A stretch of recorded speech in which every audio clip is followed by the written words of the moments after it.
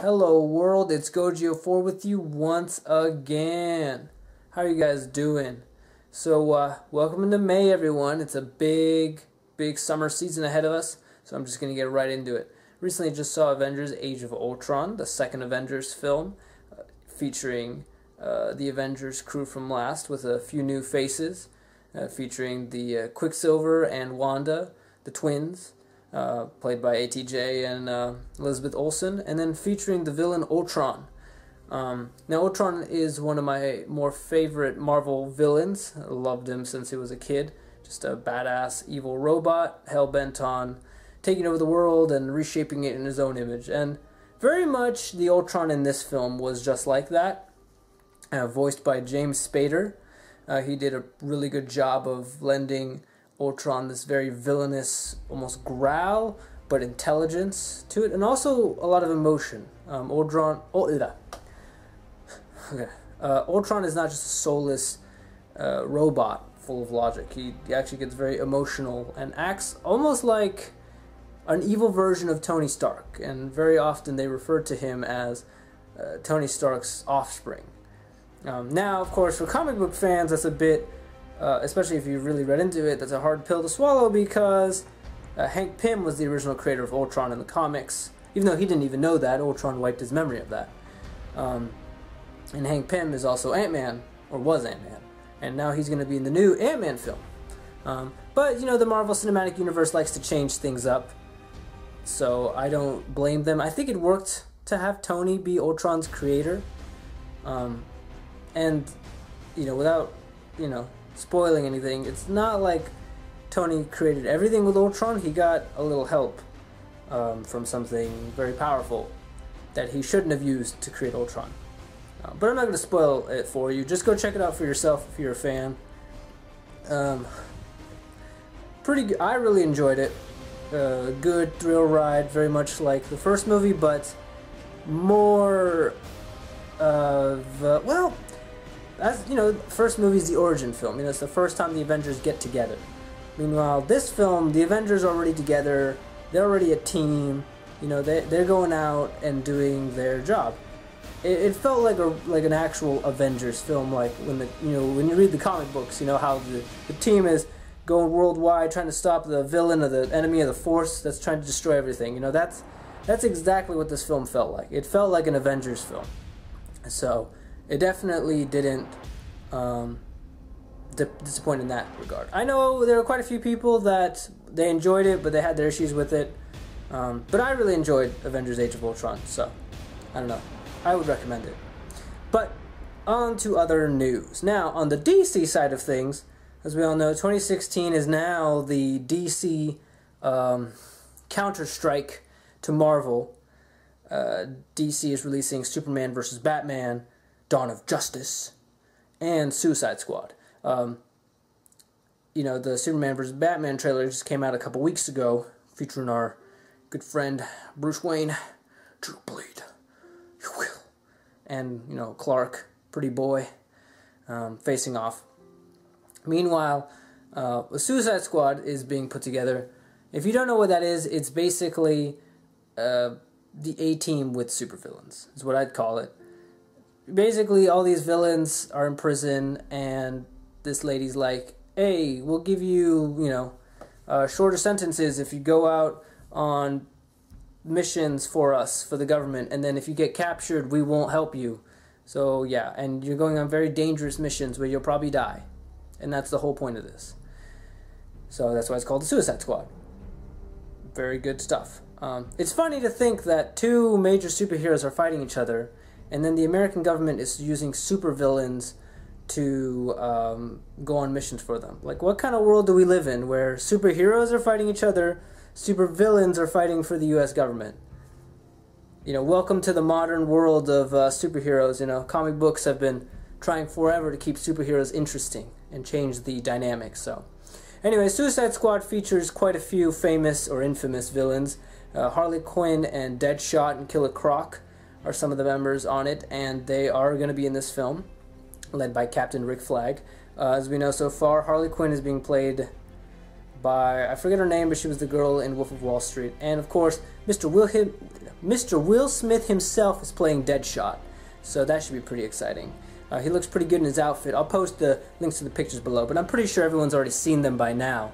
The whole Suicide Squad cast lined up.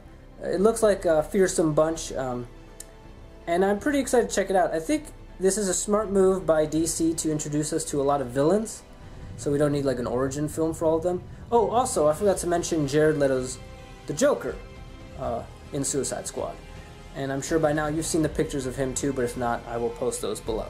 So, it's a great way to give us an origin story with all these villains without having to give us another Batman movie where the Joker rises, because we already had that movie with Heath Ledger, it was great.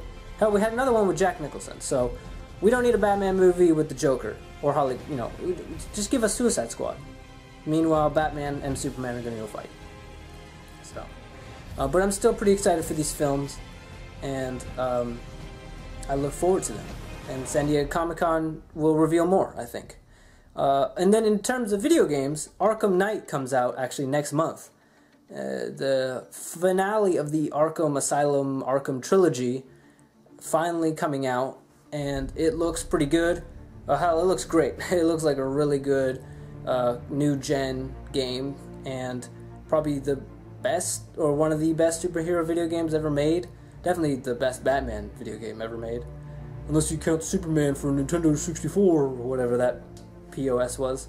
So I'm looking very much forward to Arkham Knight. I am in a difficult spot where I'm like, I want to get it, but I want to pre-order Halo 5. And I'm like, I really should save the money. So we'll see. I will definitely rent it if it goes to Redbox, though. That's for sure. I look very much forward to Arkham Knight. If you haven't seen the trailer, go check it out below. I'll post a link to that as well. And then for next year, for Marvel, Captain America Civil War. I think the title says it all. New casting announcements, I think, just made today.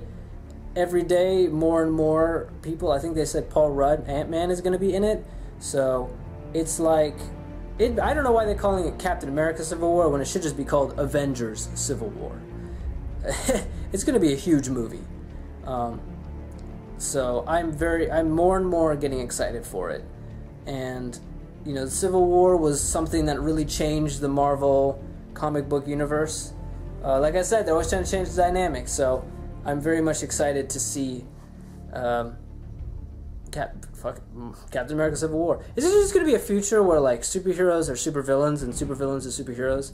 Because I feel like that's exactly where comic books are going. Like in 50 years, Batman's going to be the bad guy, and the Joker's going to be the good guy. Green Goblin is going to be leading the Avengers against the Injustice League, which is going to be led by Captain America and Spider-Man. Like, the superheroes in comic books are slowly becoming the supervillains. Like, they're all fighting each other, and it's so weird. I know comic books run out of ideas all the time, but this is getting ridiculous. Like, oh, let's just have the superheroes fight each other. That solves everything. Anyway. But, I mean, it's pretty funny, because all these movies, Dawn of Justice and Civil War, are exactly about that. So, and then the other film that I'm also very looking forward to from Marvel is Doctor Strange. I'm a pretty big, I'm not a huge Doctor Strange fan, but I find him pretty cool. And it's kind of neat to see a character with magic, or magic science, whatever they're going to call it, versus all the technology-heavy heroes we've had so far. So I'm excited to see Doctor Strange for next year. So yeah, DC versus Marvel next year. Who will win? The people will decide. But it's pretty exciting. And San Diego Comic-Con is going to be huge. Now, to end this vlog, I'm going to switch over to Star Wars just very briefly. There's always news coming out. You can check it out. New Vanity Fair pictures came out showing cool-looking snowtroopers and Mr. Kylo Ren without his mask off. So pretty cool. And then it's been announced that at D23, the big Disney, basically the Disney Comic-Con, which is in August, they're going to show footage from The Force Awakens and even teaser for Rogue One, I guess. So if you don't see any footage for Star Wars at Comic-Con San Diego, don't be sad, because a month later it'll probably be at D23. Weird though, I mean, Rogue One doesn't come out till December of next year. I know they love to advertise, but I'm like, I'm not in a rush for Rogue One. I'm fine. I'm looking more forward to Force Awakens anyway.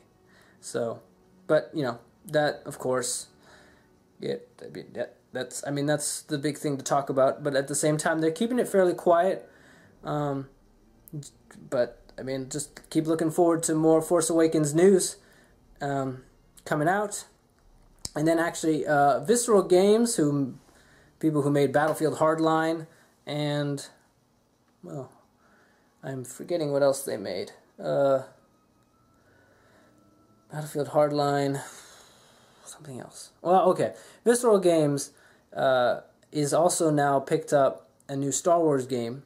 Some are saying they're picking up the canceled 1313 game that Lucas Games was making, or LucasArts, I think that's what it's called.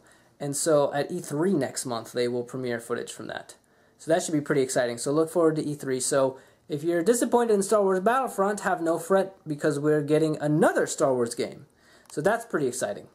So, and then maybe one last tidbit of news. New Assassin's Creed game will probably also get announced, and it has a new title, Assassin's Creed Syndicate. Very interesting, no? Let me know what you guys are most excited for this year, next year. Star Wars, DC, Marvel, Assassin's Creed, or Toho's Godzilla, of course. Alright, so that's it for this vlog, guys.